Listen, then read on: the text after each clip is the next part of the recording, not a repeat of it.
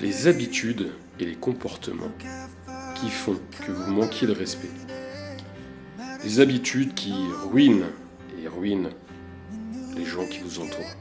Nous allons commencer par le commérage. Tout le monde a plus ou moins effectué, consciemment ou même inconsciemment, le commérage. Une personne qui vient et vous fait confiance, vous expose une problématique, quelle qu'elle soit.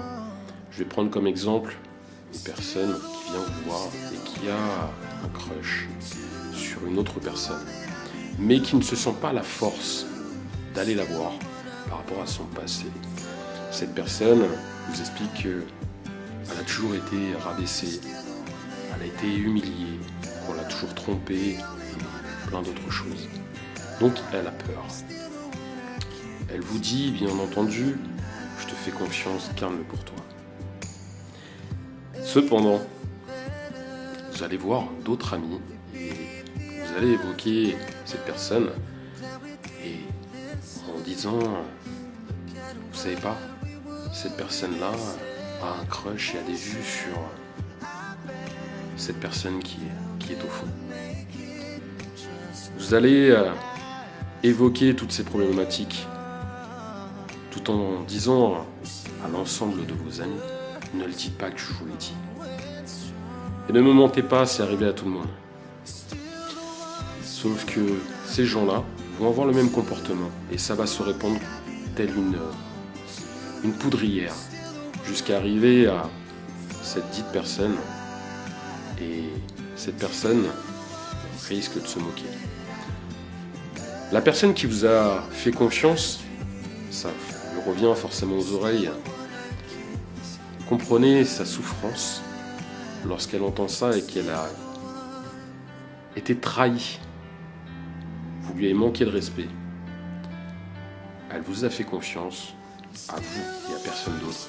Par contre, l'ensemble du monde est au courant. Vous allez être perçu comme une personne qui on ne peut pas avoir confiance. En plus de ça, vous allez, à travers vos actions, vos paroles, nourrir davantage ses blessures, son manque de confiance, le manque de confiance qu'elle peut avoir en soi et envers les autres. Et vous lui donnez une certaine satisfaction malsaine. Et là, en l'occurrence, vous êtes le facteur de sa souffrance. Vous avez blessé votre ami. Cette personne va forcément prendre du recul. Autre point important, la fiabilité. Vous êtes perçu comme une personne non fiable. Pourquoi ? Parce que vous proposez des choses, ou bien on vous propose des choses, des sorties, des activités que vous allez annuler au dernier moment sans aucune réelle raison. Tout ça parce que au dernier moment, vous avez une activité qui vous intéresse plus, ou pour une autre personne. Cette personne vous a proposé et vous a convié parce que votre présence lui importe. Et au dernier moment, vous dites non.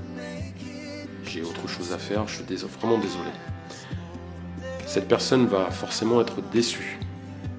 Si c'est répétitif, alors ça peut passer bien sûr, on a tous des prérequis, des prérogatives.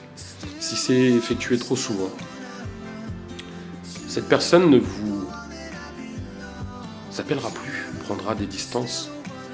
À chaque fois qu'on vous propose quelque chose, vous avez toujours des choses plus intéressantes à faire.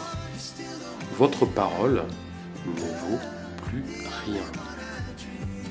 Et cette personne va, à juste titre, s'éloigner. Ça fait partie du manque de respect. Troisième point, interrompre la personne.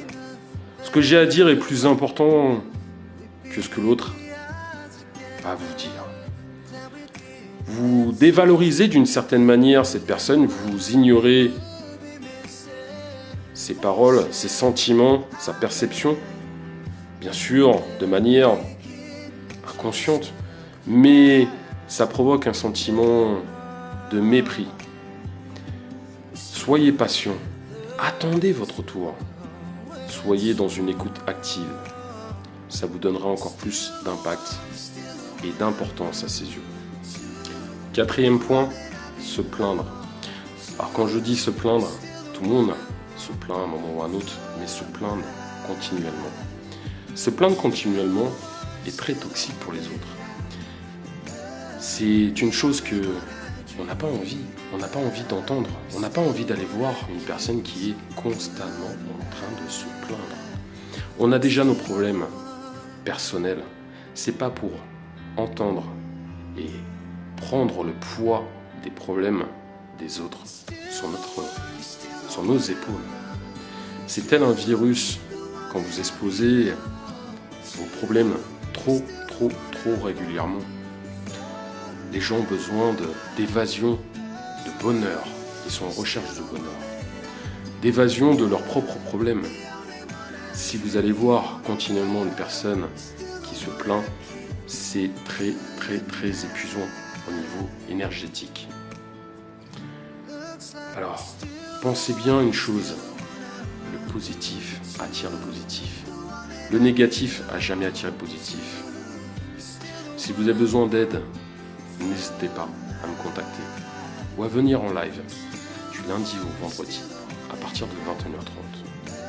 Si vous avez besoin d'aide également, n'hésitez pas à prendre des consultations pour guérir tout cela et vos blessures.